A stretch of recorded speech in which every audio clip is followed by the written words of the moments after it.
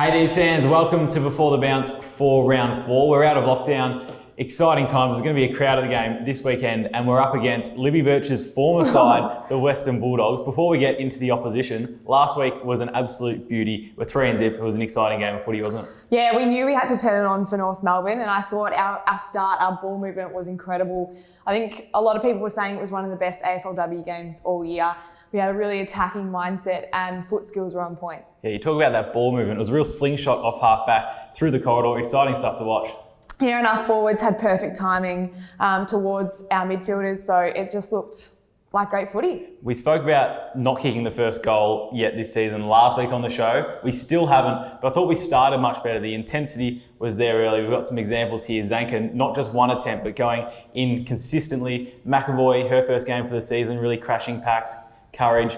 It was a hot start, wasn't it? Yeah, it definitely was, and we knew that the pressure and the heat would be on early on. Like North Melbourne are one of the best teams in the competition, and I think just the way we were quite mature through that first quarter has shown our development as a team.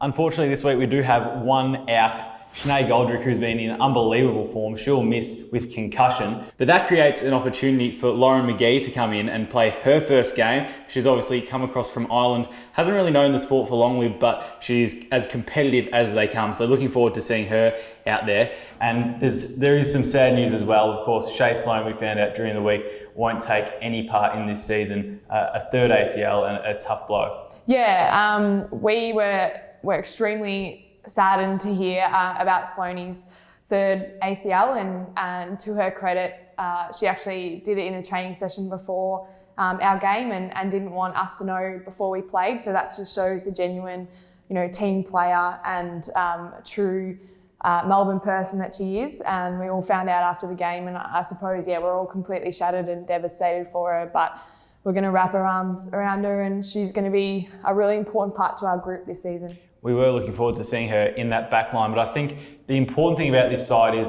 everyone is contributing. Often the bottom 6 players in the team are really important into how the team performs, and it's just a really consistent mix. But someone you've been talking about for a little while is Jackie Parry. She finally probably found her best form. She kicked 3 goals, but it was the stuff around the ground that was amazing from Jackie as well, wasn't it? Yeah, Jackie has put in so much work in the off-season on her strength and power, but has been working really hard with the coaches on her marking and positioning within the forward group.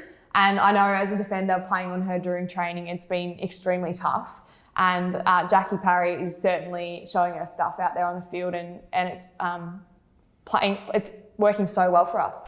And someone I think's really helped Jackie Parry is Tegan Cunningham. So we've got a couple of tall forwards down there, but the way Teagues has brought the ball to the ground this year has really helped this forward line sort of gel together. I thought last year, probably by her own admission, she wasn't playing the best footy she was capable of, but she's getting in the game, she's taking marks, kicking goals, and all of a sudden that forward line's looking much more dangerous, isn't it? Yeah, Rexy is certainly getting the ball to ground even when she can't take a mark. So that's certainly helping us not have the footy rebound out of our forward 50 and make sure we can lock it in there. She's going to have another big role again this weekend when we play the Western Bulldogs. I was going to call it the Ashley Guest Cup. She's a former Melbourne player. Could call it the Libby Birch Cup. But we are actually playing for the Hampson Hardeman Cup. That is a legitimate cup because the Melbourne and Western Bulldogs are the pioneers of the AFLW competition. The Bulldogs are an interesting team. They're 2-1 at the moment. They've won their last 2 games against Carlton and Geelong, but they haven't really been tested against a top 6 sort of side. So it'll be interesting to see how they go. But one thing about the Dogs is they've got some absolute young guns. They've got first round draft picks, 3 of them really performing so far this season. Yeah, definitely. Huntington and Fitzgerald are just 2 of them that are absolutely, I know Huntington is the number 1 in contested marks at the moment. Yeah. And Fitzgerald, you've seen her explosiveness in the forward half, kicking some goals for the Western Bulldogs. So we're really going to have to shut those young guns down. Yeah, Gabby Newton, one to watch as well. But Ali Blackburn, she's the barometer for the Dogs. She's polled 28 coaches' votes out of a possible 30 to start the season. Doesn't get much better than that. How do we stop her? You've spent some time with her in the past. Yeah, she's in incredible form, Ali Blackburn. I've never seen her so hungry for the footy, and credit to her, she's a great leader and can play some really great footy for the Western Bulldogs. So that is going to be a massive thing that we're going to have to look for throughout the game and make sure that we don't let Ali Blackburn get off the leash. We're expecting a tight one as always, but I think the important thing for us is we know how to play in a close finish. Obviously, there were some nervous moments towards the end of that North Melbourne game, but we came up really strong towards the death. So Daisy Pearce's smother, that's been spoken about a lot. But the little things, this knock-on, it's just a crucial moment in a game of footy. We saw Tegan Cunningham lay a really important tackle. And Gabby Colvin, she's one you've been speaking about recently. How big was she as well? Yeah, I think all those little moments, Ben, they make footy games, they make team wins. And I think a couple of moments of Gabs in that last quarter, she was really strong overhead and took some great intercept marks for us, but also was there last line of defence in a couple of moments as well. So I think all those really small things that maybe sometimes don't count as stats really help us get over the line. There's a player you want fans to look out for this week. She's one that I've enjoyed watching. She's a little, you would not want to cross her, would you? No. She's a smiling assassin, Shelley Heath. She's got massive stealth mode. She's out there and you don't want to get tackled by her. If you watch her throughout this week's match, just watch the intensity in which she tackles.